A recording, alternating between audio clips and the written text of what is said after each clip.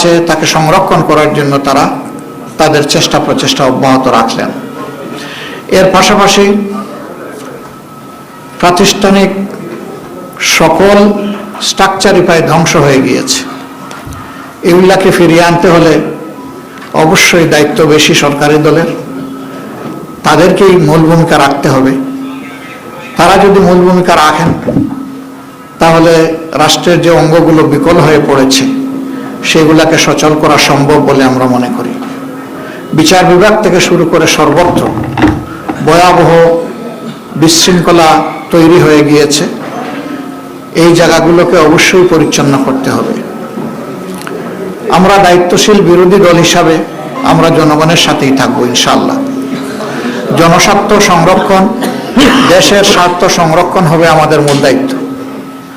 এদিকে আমরা সজাগ দৃষ্টি রেখেই জাতির পাশে থেকে আমরা দায়িত্ব পালন করব।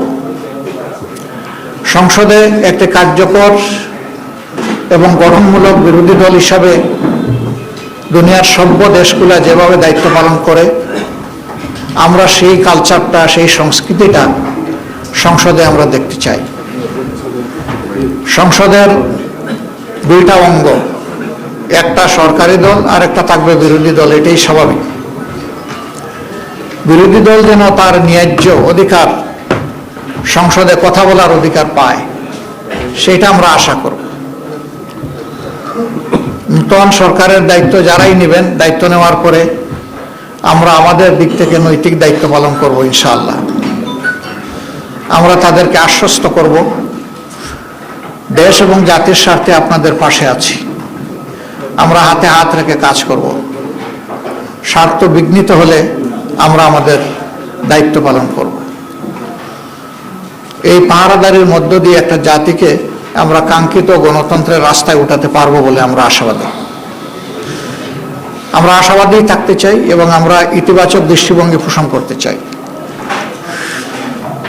দেশে আইন শৃঙ্খলা রক্ষা করা, সামাজিক সৌন্দর্য বিধান করা, মানুষের অধিকার সংরক্ষণ করা, জনজীবনের নিরাপত্তা নিশ্চিত করা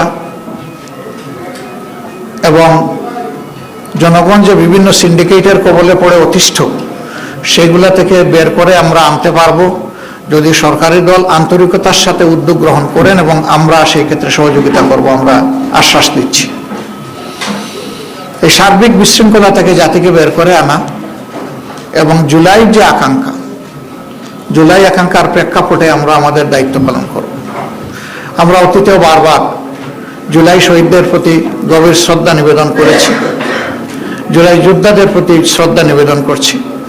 আজকে আরেকবার জাতীয় সংসদের কার্যক্রম ইনশাআল্লাহ আগামীকাল থেকে শুরু হওয়ার কথা, আমরা আরেকবার তাদেরকে গভীর শ্রদ্ধায় স্মরণ করছি এবং যারা চলে গেছেন আল্লাহর দরবারে তাদের জন্য শাহাদাত কামনা করছি। আর যারা আহত পঙ্গু হয়ে বেঁচে আছেন মহান মাবুদের দরবারে, মহান রবের দরবারে তাদের জন্য সুস্থতা কামনা করছি। পুরা জাতি কার্যত জুলাইয়ে যুদ্ধ করেছে। জাতির এই অবদানকে স্মরণ রেখে যদি সংসদ পরিচালিত হয়, আমরা বিশ্বাস করি এই সংসদ জনগণের প্রত্যাশা পূরণে সক্ষম হবে ইনশাআল্লাহ। কিন্তু যদি জুলাই আকাঙ্ক্ষাকে আমরা ভুলে যাই তাহলে এই জাতির ভাগ্যে বারবার জুলাই ফিরে আসতে পারে। আমরা এটা চাই না। আমরা চাই যে জুলাই যে কারণে ফিরে এসেছে এই কারণটা যেন আর দ্বিতীয়বার তৈরি না হয়। আমরা এখন যে দেশটা, স্বাধীন দেশটা আল্লাহর মেহেরবানিতে পেয়েছি, এটি একসময় পাকিস্তানের অংশ ছিল। 47-এ যারা যুদ্ধ করে সংগ্রাম করে পাকিস্তান তৈরি করেছিলেন তারা অনেক ভালো কথা বলেছিলেন, কিন্তু সেই ভালো কথার প্রতিফলন জনগণ দেখেনি। তারপরেও 47 যে পূর্ব পাকিস্তান ছিল এটাই বর্তমান বাংলাদেশের সীমানা, ওই সীমানা নিয়েই আমরা চলছি। কাজে এটার ভিত রচনা হয়েছে 47। আবার 47-এর যারা সংগ্রামী ছিলেন, রাষ্ট্র পরিচালনার দায়িত্ব পেয়েছিলেন, তারা তাদের দায়িত্বটা নিঃশ্বাস সাথে পালন না করার কারণেই পরবর্তী পর্যায়ে যে বৈষম্য তৈরি হয়েছিল এর বিরুদ্ধে পূর্ব পাকিস্তানের জনগণ তারা ফুঁসে উঠেছিল। 70-এর নির্বাচনে তার প্রতিফলন হয়েছিল। এই নির্বাচন অনুযায়ী 70 সালে ক্ষমতা হস্তান্তরের কথা ছিল শান্তিপূর্ণভাবে, সেটি না হওয়ার কারণেই মুক্তিযুদ্ধ অনিবার্য হয়ে উঠেছিল এবং সেই মুক্তিযুদ্ধে অসংখ্য জীবন চলে গিয়েছে, অসংখ্য মানুষ আহত পঙ্গু হয়েছেন, যারা অংশগ্রহণ করে যুদ্ধ করেছেন, যারা চলে গেছেন এবং যারা আহত হয়েছিলেন তাদের সকলের প্রতি আমরা গভীর শ্রদ্ধা নিবেদন করছি। সম্মানিত বন্ধুগণ, ইতিহাসের ধারাবাহিকতায় আজ ২৬ সালের এই নির্বাচন অনুষ্ঠিত হয়েছে। অতীতে এদেশে সুষ্ঠু গণতন্ত্র প্রতিষ্ঠা হওয়ার কোনো পরিবেশ তৈরি হয়নি। আমরা আশা করি যে আমাদের সমবেত প্রচেষ্টায় সরকারি দল বিরোধী দল মিলে আমরা যদি দায়িত্বশীল আচরণ করি, জাতির প্রতি যদি আমরা দায়বদ্ধতা নিয়ে কাজ করি, তাহলে গণতন্ত্র তার প্রাতিষ্ঠানিক রূপ পাবে ইনশাআল্লাহ। এর কোনো বিকল্প আপাতত নেই, আমাদেরকে সেদিকেই ফিরে যেতে হবে। তবে হ্যাঁ, এই পরিবেশ ফিরিয়ে আনা খুব সহজ বিষয় নয়, অনেক চ্যালেঞ্জ আছে এর সামনে, আমরা বুঝি। চ্যালেঞ্জ যাই থাকুক আমরা মনে করি এটা অর্জনযোগ্য।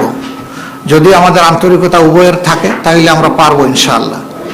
তা আমি আজকে সাংবাদিক বন্ধুদের মাধ্যমে গোটা দেশবাসী যারা এই নির্বাচনে অংশগ্রহণ করেছেন, বিশেষ করে আমাদের পাশে দাঁড়িয়ে যারা সমর্থন শক্তি জুগিয়েছেন এবং যারা আমাদেরকে ভোট দিয়ে কৃতজ্ঞ করেছেন, আমরা তাদের সকলের প্রতি গভীর কৃতজ্ঞতা জ্ঞাপন করছি, আন্তরিক শুকরিয়া জানাচ্ছি এবং অভিনন্দন ও মোবারকবাদ জানাচ্ছি।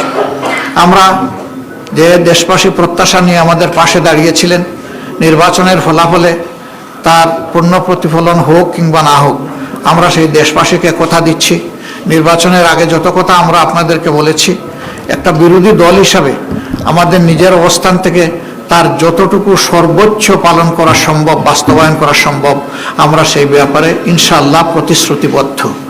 আমরা তা করার জন্য সর্বাত্মক চেষ্টা করব। আল্লাহ যেন আমাদেরকে সাহায্য করেন। সেই ক্ষেত্রে আমরা প্রিয় দেশবাসীরও সহযোগিতা কামনা করি। দেশবাসী, আপনারা ছিলেন আমাদের পাশে, আমরা আছি আপনাদের পাশে। আমরা আপনাদেরকে ছেড়ে কোথাও যাব না। সুদিনে দুর্দিনে যাই এসুক, আমরা দেশবাসীর সাথে থাকবো ইনশাআল্লাহ। আল্লাহ তাআলা আমাদের সহায় হন এবং আগামীকাল থেকে যে নতুন অধ্যায়ের সূচনা হচ্ছে, এটা দেশের জন্য কল্যাণ বয়ে আনুক, নতুন দ্বারা সুস্থ রাজনীতির বিকাশ ঘটুক এবং মানুষের জীবনে শান্তি এবং নিরাপত্তা ফিরে আসুক। আমাদের যুবকদের প্রত্যাশা পূরণ হোক, তাদের হাতে হাতে কাজ তুলে দেওয়ার জন্য রাষ্ট্র যেন পদক্ষেপ নেয়, সেই পদক্ষেপের আমরাও গর্বিত অংশীদার হতে চাই। আল্লাহ হাফিজ। বাংলাদেশ জিন্দাবাদ। বাংলাদেশ